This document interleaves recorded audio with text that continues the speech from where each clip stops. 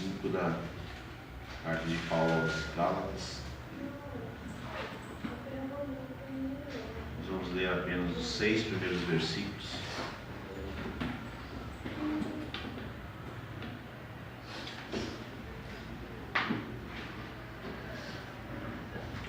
Gálatas capítulo 5, versículo 1 em diante. Diz assim: estais, pois, firmes na liberdade com que Cristo nos libertou, e não torneis a meter-vos debaixo de jugo da servidão. Eis que eu, Paulo, vos digo que, se vos deixardes circuncidar, Cristo de nada vos aproveitará. E de novo protesto a todo homem que se deixa circuncidar, que estás obrigado a guardar toda a lei. Separados estáis de Cristo, vós os que se justificais pela lei, na graça tendes caído, porque nós, pelo Espírito da fé, aguardamos a esperança da justiça, porque em Jesus Cristo nem a circuncisão, nem a incircuncisão tem virtude alguma, mas sim a fé que opera por amor. Amém. Até o versículo 6, nós temos lido.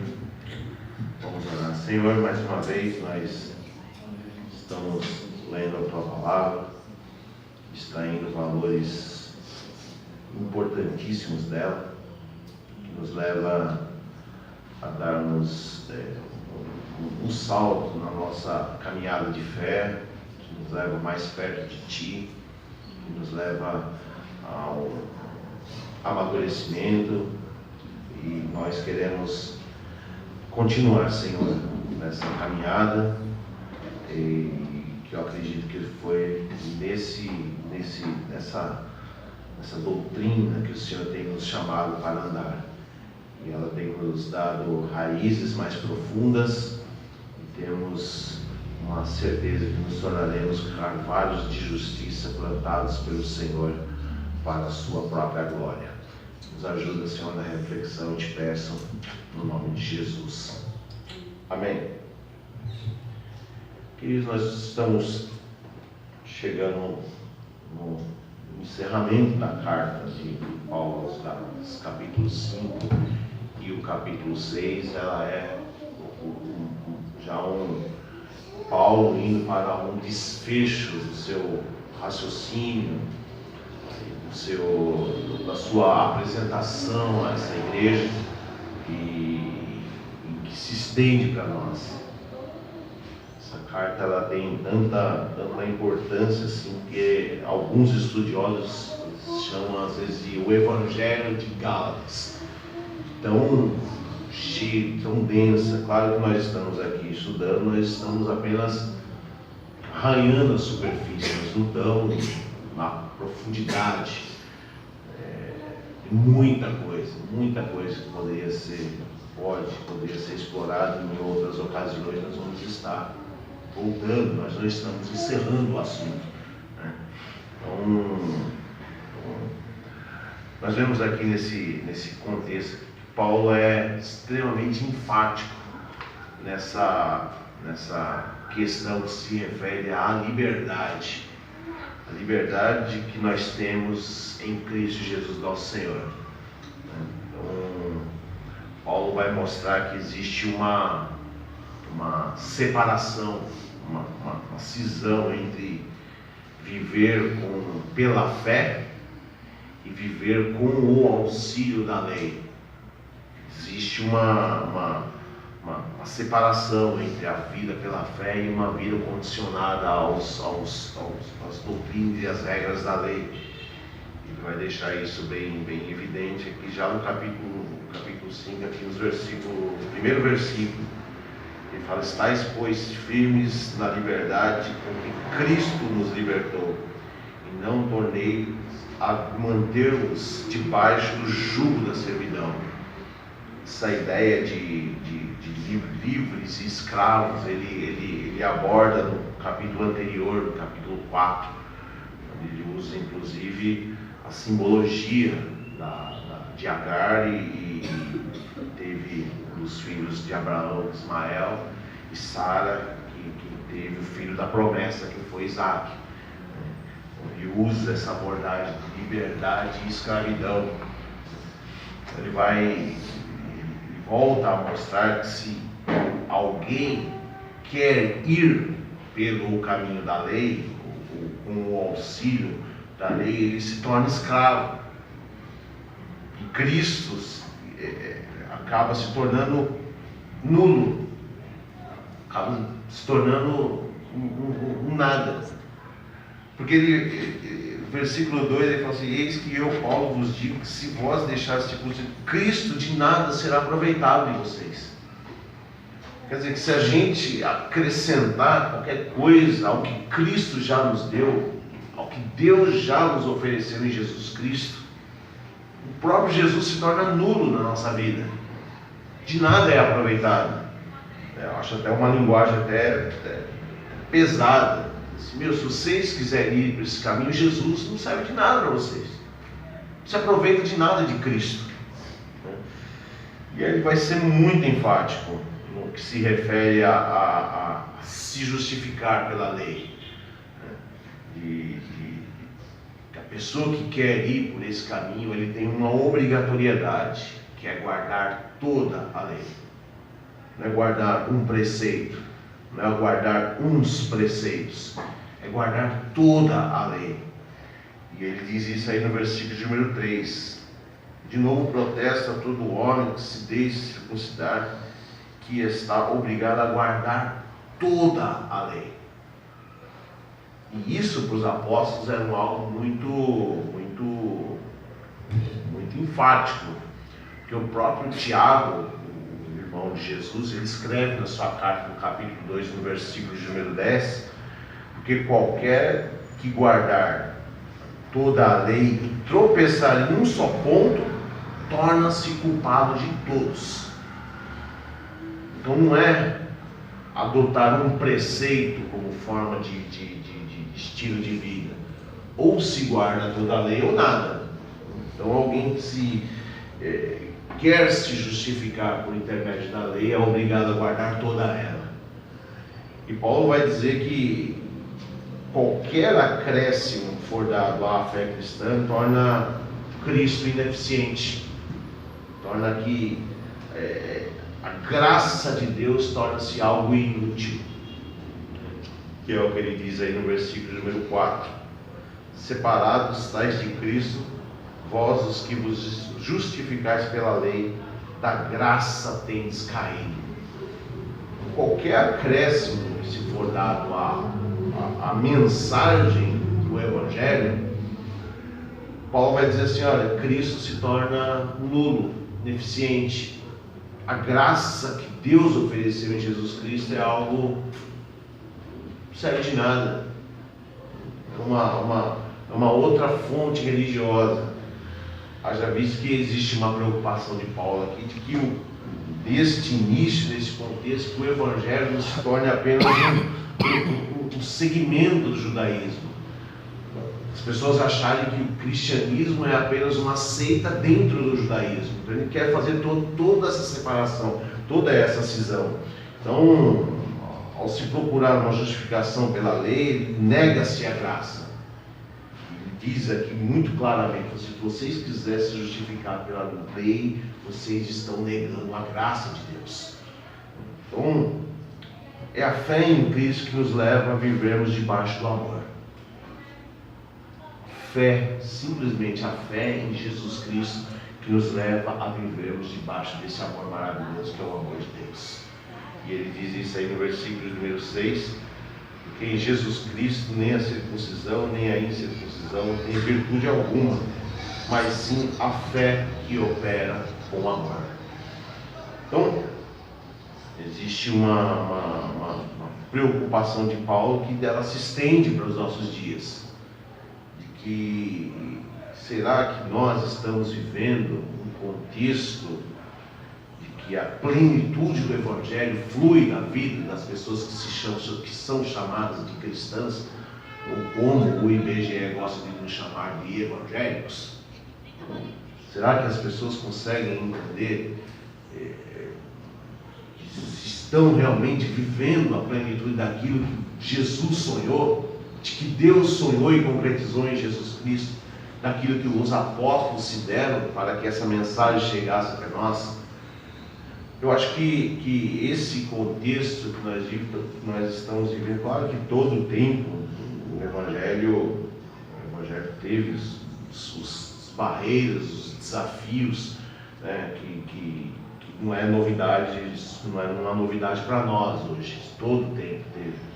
Tanto que existiu a reforma protestante por causa de barreiras que o Evangelho estava sofrendo, e algum grupo de homens e mulheres se dedicaram a mostrar que era uma outra coisa. O Evangelho não tem nada a ver com aquilo que a igreja e o Estado estavam propondo para o mundo, né? Então, mas eu acredito que hoje a gente vive assim alguns dilemas religiosos também, dilemas morais, de que pessoas, grandes líderes de igrejas, deixam se desvirtuar por as riquezas e os prazeres desse mundo, né? Os desafios de concretizarmos às pessoas o valor que existe em Jesus Cristo por Ele mesmo. As pessoas buscam a Jesus Cristo por aquilo que Ele ainda pode proporcionar. E a riqueza do Evangelho, que Paulo quer expor para eles aqui na carta aos Gálatas, e ele expõe isso muito bem em todas as suas cartas, principalmente nessa e na carta aos Romanos, fica muito evidente que existe uma virtude maravilhosa de se viver por Jesus Cristo naquilo que Ele já apresentou para nós, naquilo que Ele já proporcionou para nós. Existe um desejo de Deus de que a gente desfrute dessa vida que já foi nos proporcionada em Jesus Cristo. Então existem algumas lições que o apóstolo deixa para a gente. Eu queria dividir duas nesse contexto aqui. Eu acho que ele quer deixar evidente para a gente nunca trocar essa liberdade que nós temos de viver em Cristo por qualquer legalismo que exista. Nunca troque a liberdade pelo legalismo, nunca. Então, Paulo ele não aceita que alguém escolhesse ser salvo usando a lei como justificação, né? Como a Alain e o Kes cantaram aqui, alguém que pisou no Santo dos Santos, que desfrutou, que entrou, que conheceu, que esteve lá, voltar para outros rudimentos, voltar para outro ambiente, querer ir para outro local. Paulo vai dizer assim: não cabe na minha cabeça isso. Não cabe vocês que já experimentaram, que entraram no Santo dos Santos, querer voltar para outros rudimentos. Não cabe no meu entendimento um negócio desse. E Paulo é enfático em dizer que é a fé em Jesus Cristo que nos leva e que nos torna salvos de nós mesmos, salvos do sistema chamado mundo, que a Bíblia chama de mundo. Nós não somos, nós não salvamos a nós mesmos, nós somos salvos por os méritos de uma outra pessoa. Nós não salvamos a nós mesmos, nem com a nossa inteligência, nem com a nossa habilidade. Nós somos salvos pelos méritos de uma outra pessoa. Não dependeu de nós, dependeu de Jesus. E por isso, quando a gente ceia, senta-se à mesa do ceia, faz todo sentido do mundo para a gente cear, comer o corpo, beber o cálice, porque não dependeu de nós, dependeu de Jesus. Então nós não podemos nos salvar nós mesmos, nem que a gente quisesse, o mais habilidoso que a gente fosse. Não existe nada que pudéssemos fazer que poderíamos chegar diante de Deus e falar assim: pelo tudo que eu fiz, eu mereço estar aqui na tua companhia. E Deus vai dizer assim: não, você está aqui na minha companhia pelos méritos do meu filho, pelos méritos de Jesus. E você é bem-vindo aqui sim, como filho querido meu, mas não por uma virtude sua. Dependeu do meu filho, dependeu de Jesus. Então é a fé em Cristo que nos torna participante, co-participante dessa vida maravilhosa que Deus nos proporcionou em Jesus Cristo. Então, não há nada que eu possa fazer, nada, absolutamente nada, que me justifique diante de Deus. Não há sacrifício, não há pagamento de indulgências, não há regras, não há um estatuto que eu crie, que se eu obedecer ele direitinho, eu chego diante de Deus justificado. Não existe. Não existe usos e costumes, não existe tradição eclesiástica, nada, absolutamente nada disso nos leva a sermos justificados diante de Deus. O que nos leva a sermos justificados diante de Deus é a fé em Jesus Cristo, na pessoa bendita de Jesus. E as pessoas que querem se justificar por isso, por sacrifícios, por regras, por estatutos, pelas tradições eclesiásticas, por usos de costume, qualquer coisa que seja, Paulo vai dizer aqui no versículo número 4: separados estáis de Cristo, caídos da graça vocês vão ficar. Então, nada dessas coisas, aliás, o que Paulo quer nos deixar claro é que qualquer dessas coisas acrescidas à fé cristã, a fé em Jesus Cristo, qualquer coisa que a gente acrescentar, a gente torna Jesus inútil. Vamos dizer assim: olha, o seu sacrifício não foi suficiente. Foi a ideia, né, do Reverendo Moon, né, de dizer que Jesus fez foi até um caminho, mas ficou incompleto. E ele é a pessoa que veio para completar aquilo que Jesus tinha iniciado. Eu conheço, inclusive, muitos pastores que foram nessa. Conheço muita gente que foi numa ideia dessa, uma balada dessa. Então, é a vida na graça de Deus que nos torna livres. Essa vida dessa graça que Deus nos dá nos torna livres, integralmente livres. E ele vai trabalhar essa questão da liberdade aqui nos próximos capítulos, que nós vamos, nos próximos versículos, vamos estudar nos próximos domingos. Como é maravilhoso viver nessa dimensão da liberdade que Cristo nos dá. Somos todos, absolutamente todos, salvos pela graça. Todos nós, absolutamente todos, salvos pela graça, por um favor imerecido, para que ninguém se glorie, para que a glória seja dele, para que o mérito seja dele. E graças a Deus que isso se dependesse de nós, eu acho que estávamos totalmente condenados. Dependeu de Jesus.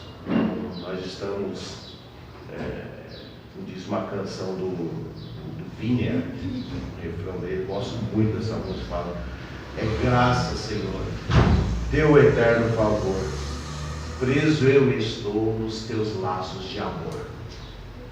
A liberdade me torna preso a Jesus. Um paradoxo maravilhoso. E essa liberdade me torna preso na pessoa bendita de Cristo. Então, não troque a sua liberdade por qualquer legalismo que te proponha. Não troque, não abandone. E uma outra coisa que o apóstolo quer nos mostrar aqui, que todo o cerimonial ou ritual torna-se minúsculo, absolutamente minúsculo diante do feito de Jesus. Tudo que ritual, cerimônia, torna-se muito ínfimo diante do feito de Jesus Cristo. O versículo número 6 vai dizer assim, que porque em Jesus nem a circuncisão, nem a incircuncisão tem valor nenhum, mas sim a fé que opera pelo amor. Então, quando nós cantamos ou louvamos as mais belas canções aqui, nós não fazemos isso para atrair a atenção de Deus. Nós já temos a atenção de Deus. A graça dele nos garante que nós já temos a atenção. o nosso cântico, o nosso louvor, a nossa música, nossa musicalidade, tudo isso, ela apenas expressa o sentimento que nós temos por termos recebido essa graça. Não estamos aqui para fazer determinadas coisas, para buscarmos a atenção de Deus. Que esse conceito pós-moderno de fé, que as igrejas evangélicas querem propor, esse conceito novo de fé, de que fé é uma força que me leva até Deus para torcer o braço de Deus ao meu favor. Fé, para a consciência das pessoas, é que Deus é um ser que eu preciso fazer alguma coisa para buscar a atenção dele. É indiferente a mim. Então eu preciso cantar, eu preciso música, eu preciso fazer uns rituais, eu preciso fazer algum cerimonial para que ele tenha a atenção dele. Eu preciso da atenção de Deus. E está dizendo assim que não, nós já temos a atenção dele. Porque em Jesus Cristo nós somos feitos filhos, e se somos filhos, nós já temos a atenção do Pai. Então o nosso cântico, o nosso louvor é uma expressão daquilo que nós já temos, que é a companhia dele. Então não existe nada que nós podemos contemplar que possa completar o feito de Jesus. Nada, absolutamente nada. Absolutamente nada. O feito de Jesus é soberano em tudo aquilo que foi nos dado. O que Jesus fez não necessita de complemento, absolutamente nada. O feito de Jesus é suficiente nele mesmo para nos levar a uma vida de nova expectativa, de olharmos para um mundo cheio de mazelas e conseguimos olhar com os olhares de Deus, que é um olhar de misericórdia, é um olhar de desejo de estender a mão, de olhar de falar assim, puxa vida, pode ser diferente sim. A proposta de Deus não é que continue assim, não, pode ser diferente. E então Deus, o que Deus espera é que nos sintamos satisfeitos no que Ele fez, no que Ele proporcionou, no que Ele nos deu em Jesus. E o Chico deve ficar constrangido, porque é absolutamente simples, absurdamente simples. O que Deus quer é que você se sinta, nós nos sintamos satisfeitos naquilo que Ele nos ofereceu em Jesus Cristo. Não está bom para você o que dei a vocês em Jesus Cristo? Que posso lhe dar mais? Dei o que eu tinha de mais precioso, que era o meu filho. Dei para vocês. E eu desejo de Deus que a gente possa olhar para Ele e falar assim, Senhor, nós estamos plenamente satisfeitos com aquilo que o Senhor nos proporcionou, com aquilo que o Senhor nos deu em Jesus, com aquilo que a gente vive na perspectiva de Jesus. Plenamente satisfeito, maravilhosamente satisfeito. E o Philip Yancey escreve um texto no seu livro, O Deus Invisível, um livro extraordinário. Ele fala o seguinte: os momentos em que me sinto mais afastado de Deus podem gerar um desespero que representa um novo ponto de partida para a sua graça. Então, vai existir momentos que a gente vai ficar em parafuso na vida, porque somos humanos e Deus sabe disso. Mas isso pode até gerar um desespero, mas isso tem que ser enxergado como um novo ponto de partida para a graça de Deus agindo em nós. É um novo ponto de partida. Podemos desfrutar de novo, de um novo começo, de um recomeço na presença de Deus. Então, o que nós precisamos é entender que o que Ele fez está plenamente satisfeito. Deus está satisfeito em Jesus. E Ele espera que nós, como filhos, também nos sintamos satisfeitos naquilo que Ele nos deu, naquilo que Ele nos proporcionou. Então, cantamos, claro que cantamos. Tocamos, claro que tocamos. Por quê? Porque precisamos da atenção, atrair a atenção dEle? Não, porque nós já temos a atenção dEle. Queremos expressar o quanto somos satisfeitos de termos recebido essa vida de Jesus Cristo, nosso Senhor. Então, que Deus nos ajude a não perdermos essa perspectiva de fé. Que Deus nos ajude a não perdermos essa liberdade maravilhosa de vivermos presos no amor dEle. Vivermos arraigados nesse amor maravilhoso. que Deus nos ajude a sermos aquilo que Ele deseja para nós. Que tudo que acontecer na nossa vida contribua para uma única coisa: nos levar mais perto dEle. É o que nós queremos, é o que desejamos. Senhor, nós te agradecemos pela Tua preciosa palavra, pelo ensino, pela instrução. E Teu feito é tão gigantesco, Senhor, tão gigantesco. Qualquer coisa que a gente queira fazer se torna muito minúsculo diante daquilo que o Senhor fez por nós. Não existe nada que nós podemos fazer para nos justificar diante de Ti. Nós simplesmente recebemos essa graça maravilhosa, nós recebemos esse amor precioso, nós nos sentimos plenamente satisfeitos naquilo que o Senhor nos proporcionou, nessa vida que o Senhor nos proporcionou na pessoa de Jesus Cristo. Muito obrigado, Senhor. Muito obrigado pela Tua palavra, muito obrigado pela revelação do Teu amor, do Teu carinho. Muito obrigado por essa vida especial que nós temos em Jesus.